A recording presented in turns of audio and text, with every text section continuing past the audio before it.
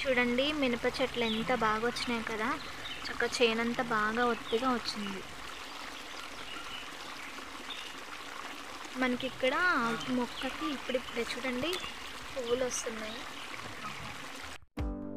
Hi అండి, అందరూ ఎలా ఉన్నారు? బాగున్నారా? నేనైతే బాగున్నానండి. ఈరోజు ఒక మంచి వీడియోతో నేను మీ ముందుకు వచ్చేస్తాను. అది ఏంటి అంటే మామిడికాయ రోటి పచ్చడి అనమాట.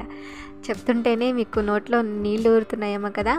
చాలా టేస్టీగా ఉంటుంది. వీడియోని స్కిప్ చేయకుండా లాస్ట్ వరకు చూడండి. చక్కగా మమ్మీ రోట్లో చేశారనమాట. చాలా బాగా వచ్చిందండి. టేస్ట్ అయితే అదిరిపోయిందనమాట. చక్కగా వేడివేడిగా అన్నం అయితే వండేసుకొని దానిలోకి వేసుకుని తిన్నాము. చాలా ఎమ్మీగా ఉంది. మనకి ఊర్లో అప్పుడప్పుడు కొన్ని మామిడికాయలు వస్తుంటాయి కదా. అలాంటప్పుడు ఇలా 1-2 మామిడికాయలు తెచ్చేసుకుని చక్కగా రొట్టె పచ్చడి చేసుకుంటే కమ్మగా ఉంటుందండి. సో మీరు కూడా ఇలా తప్పకుండా ట్రై చేస్తారని అనుకుంటున్నాను. ఇంకా లేట్ చేయకుండా వీడియోలోకి వెళ్ళిపోదామా.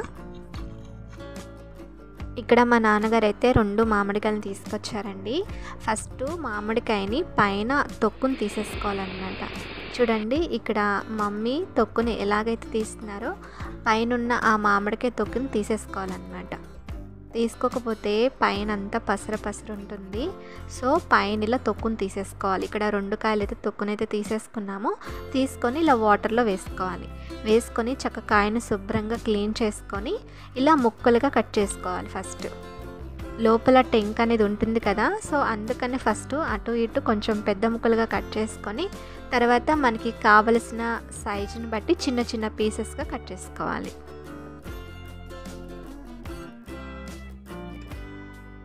మనకి ఇక్కడ ఈ మామిడికాయ టెంక్ ఉంటుంది కదా, ఆ టెంకు చుట్టూ కండ మొత్తం కట్ చేసుకోవాలన్నమాట. కొంతమంది ఆ టెంకును కూడా వేసుకుంటారండి పచ్చళ్ళలో. అది మన ఇష్టం అనమాట.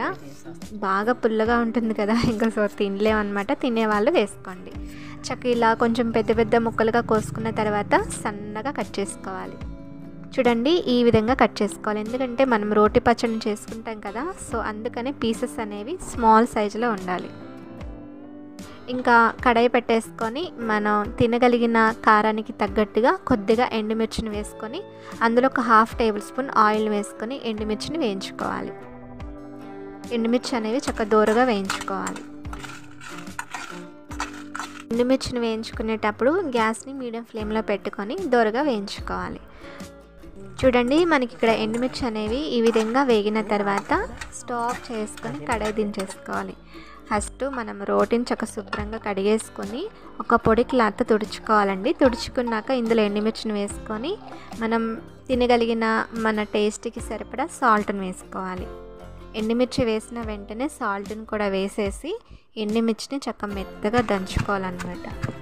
సాల్ట్ని ఎండుమిర్చి దంచేటప్పుడు వేయకపోతేనండి ఎండుమిర్చి అనేవి మెత్తగా నలగవన్నమాట. సో అందుకనే సాల్ట్ని ఖచ్చితంగా వేయాలి. ఇలా మధ్యలో తిప్పుకుంటూ ఎండుమిర్చి అనేవి మెత్తగా నలిగిపోయేంత వరకు వీటిని దంచుకోవాలి.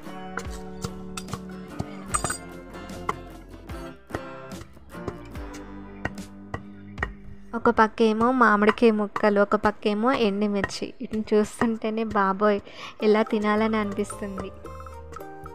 చూడండి ఇక్కడ మనకి ఎండుమిర్చి అనేవి ఆల్మోస్ట్ నలిగిపోయినాయి అన్నమాట. మధ్యలో ఇలా కలుపుకుంటూ మనం దంచుకోవాలండి. చూడండి మనకి ఇక్కడ ఎండుమిర్చి అనేవి ఈ విధంగా మెత్తగా నలిగిపోయిన తర్వాత మాత్రమే ముందుగా సన్నగా కట్ చేసుకున్న మామిడికాయ ముక్కలు ఉన్నాయి కదా, అవి వేసుకోవాలి. వేసుకొని చక్కగా మెల్లగా దంచుకోవాలి. కొంతమంది ఏం చేస్తారంటే ఎండుమిర్చి మెత్తగా అలా దంచుకున్న తర్వాత జస్ట్ ఆ మామిడికాయ ముక్కలను అందులో కలిపేసుకొని తినేస్తారండి. కానీ మరీ అలా ముక్కలుగా ఉన్నా మనం తినలేమన్నమాట. ఎందుకంటే ప్రతి ముక్క నోటికి తగులుతూ నోటికి చాలా పుల్లగా ఉంటుంది. సో అందుకని ఏం చేయాలంటే రోట్లోనే ఆ ఎండుమిర్చితో పాటే ఇలా ఎండుమిర్చి అనేవి కొంచెం మెత్తగా నలిగిన తర్వాత లాస్ట్లో ఈ మామిడికాయ ముక్కలను కూడా వేసేసుకొని కొంచెం కచ్చాబిచ్చిగా దంచుకోవాలి. అప్పుడు మనకి పచ్చడి కూడా కొంచెం గ్రేవీ వస్తుంది. తినేటప్పుడు కూడా ఇబ్బందిగా ఉండదన్నమాట. రోటి పచ్చడి అంటే ఇలానే చేసుకోవాలండి. చూడండి చక్కగా మనకి ఇలా దంచుకునేటప్పుడు ఏమవుతుందంటే ఆ మామిడికాయ ముక్కలు ప్రతి ముక్కకి కారం అనేది టచ్ అవుతుందన్నమాట. చూసారు కదా చక్కగా ఇలా కలుపుకుంటూ మధ్యలో ఇలా దంచుకుంటూ ఉండాలి.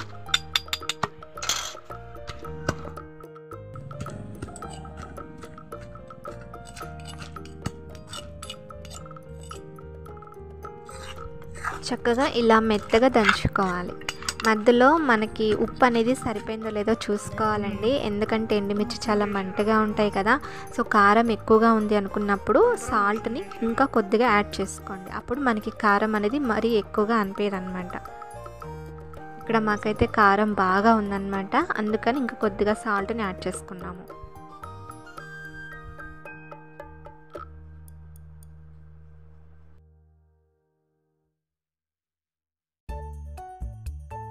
చూడండి, మనం పచ్చడిని ఈ విధంగా దంచుకోవాలండి. ఇలా దంచుకున్న తర్వాత పచ్చడిని కొంచెం పైన ఇలా పెట్టేసుకొని అందులో ఒక 3-4 వెల్లుల్లిపాయలు అలాగే కొద్దిగా జీలకర్రను వేసుకొని దంచుకోవాలి. ఈ జీలకర్ర వెల్లుల్లి అనేది లాస్ట్లో దంచుకోవాలన్నమాట. అప్పుడే మనకి మెత్తగా నలుగుతుంది. ఇలా దంచేసుకొని ఇంకా పైన పెట్టుకున్న పచ్చిని కూడా ఇందులో వేసేసుకొని చక్కగా మొత్తం కలిపి లాస్ట్ అండ్ ఫైనల్గా దంచుకోవాలి. మనకి ఇలా ఎండుమిర్చితో చేసుకున్న పచ్చడి ఒక 1 వీక్ అలాగే 10 డేస్ పాటు నిల్వ ఉంటుందండి. ఫ్రిడ్జ్లో పెట్టకుండా బయట స్టోర్ చేసుకుని 10 డేస్ వరకు ఉంటుంది మనకి. ఇప్పుడు తాలింపు కోసం అదే కడాయిలో కొద్దిగా ఆయిల్ వేసుకోవాలి. ఆయిల్ వేసుకున్నాక ఒక 3 వెల్లుల్లిపాయలను వేసుకోవాలి. ఈ వెల్లుల్లిపాయలు అనేవి దోరగా ఫ్రై అయిన తర్వాత ఇందులో కొద్దిగా ఆవాలు, కొద్దిగా జీలకర్ర అలాగే కొద్దిగా మెంతులను కూడా వేసుకోవాలి. ఇందులో చిటికెడు పసుపును కూడా వేసుకోవాలండి. ఇవన్నీ వేసుకుని ఫ్రై చేసుకున్న తర్వాత కొద్దిగా కరివేపాకును కూడా వేసుకోవాలి. మనకి తాలింపు అనేది ఇక్కడ ఫ్రై అయిపోయింది. ఇప్పుడు దీన్ని తీసుకొని చట్నీ దగ్గరికి అయితే వెళ్తున్నాం అనమాట. ఇంకా ఈ రోట్లో చేసుకున్న ఈ రోటి పచ్చడిని తీసి ఈ తాలింపులో వేసుకోవాలి.